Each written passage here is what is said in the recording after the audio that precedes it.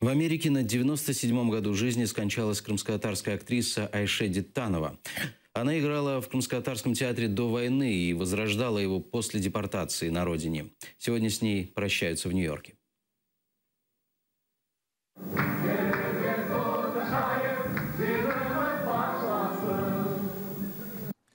Айше Дитанова – легенда национального искусства. Она одна из тех, кто после возвращения из депортации восстановила Крымско-татарский театр в Крыму.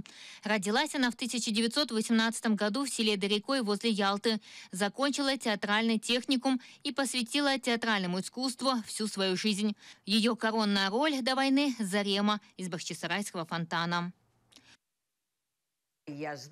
В Крыму мы вместе с актерами ездили по селам, показывали спектакли. Все они были только на родном языке. Так мы еще и сохраняли язык. В депортации она сохранила дух Крымско-татарского театра. В конце 80-х вернулась в Крым и начала активную работу по его восстановлению.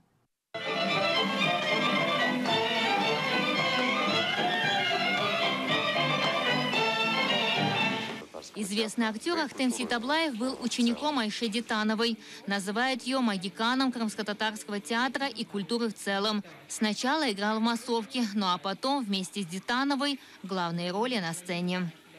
У меня уже был ролевой материал, я играл одну из главных ролей в спектакле «Адын чыккан жана чыксын» Рената Бекташева. И там мы уже встретились, почти как равноправные коллеги, хотя, конечно, я прекрасно понимал свое место. Но это была большая ответственность и большая радость играть с артистами еще из того довоенного Крымско-татарского театра. В середине 90-х Айше Дитанова покидает Крым, уезжает жить к дочери в Америку. Однако никогда она не теряет связь с Крымом. Когда не могла приезжать сама, к ней ездили соотечественники. Одна из них – певица Гульзар Бекирова. Провела с ней не один вечер.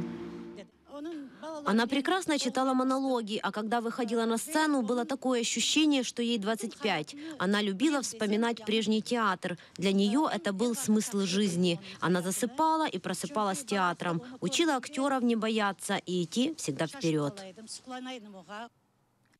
Айше Дитанова дала путевку в театральную жизнь многим актерам, говорят ее ученики. Ни один актер и крымский татарин не забудет ее имя, ведь она уже давно вписана в летопись крымско-татарского народа. Эльвина Сидбулаева, Эльдар Исматов, Саман, АТР.